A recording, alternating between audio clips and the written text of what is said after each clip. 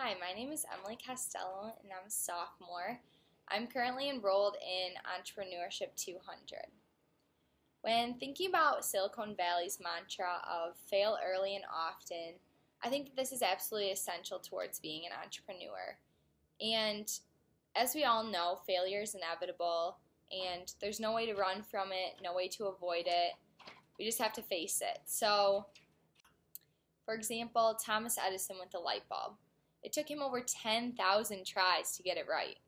If he would have failed or just given up at the first little bump in the road, whether it be the first or the 8,000th, we wouldn't have had the light bulb from him. So by being committed towards what he knew he had to do, what he wanted to do, he finally was successful. It was a lot of failures early and often. By having this mantra and having this set in our hearts that there's no way to run from failure, we really change our mindset towards it. So rather than seeing it as the absolute end towards something, we just see it as a little bump along the road. Absolutely solvable, that it's just a problem that came up and we're problem solvers. So we just tackle it, we handle it, and then we move on from it. And because of it, we're actually stronger. So not only is failure no longer the end, but now it's just a stepping stone towards where we want to be. We're farther along than we were before we solved this problem, before this failure came up, and now we're stronger because of it. So with this attitude, it's good that we fail early and that we fail often, because neither is a bad thing. By failing early, we get used to this change in mindset right away, that from here on out, we now think of it as a good thing rather than a detrimental activity happening. And by happening often, we get used to it. We're more on top of things. We're always thinking of the next problem to solve, and we're always just handling the failure and moving on from it, not letting our confidence be completely shaken because of it. So this mantra of failing early and often is really essential towards having a strong company moving on and not being shaken or rattled by each little stumble that comes along the way. Each is just a stepping stone rather than a bump on the road.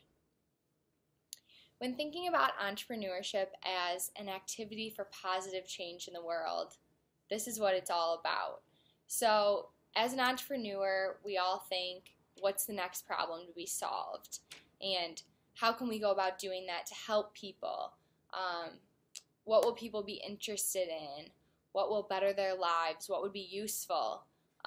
But it all starts with the core of what is the problem and how do I have the means of going about solving this problem? So this is where really the whole core concept of entrepreneurship and starting something straight from scratch, building upon it until you have something that people are interested in, is all because of this problem in the first place. So without entrepreneurs, or without this innovative spirit of creating something that's useful, needed, and necessary by people, we would never have those problems solved. That those problems would just continue to happen and we'd be in a standstill. Not only are new advancements made towards making society as a whole and this world a better place, but also just advancements towards making everyday lives easier. That this positive change that one entrepreneur makes stumbles upon the everyday lives of tons of people. So not only are we able to impact ourselves and make something for ourselves, but also just this root of bettering the common good and doing things for others, creating a positive change in the world. These are a few of my thoughts as far as Silicon Valley mantra and how entrepreneurship can be an action towards positive change in the world. Thank you so much for listening and for considering me for this experience in Silicon Valley. Thank you.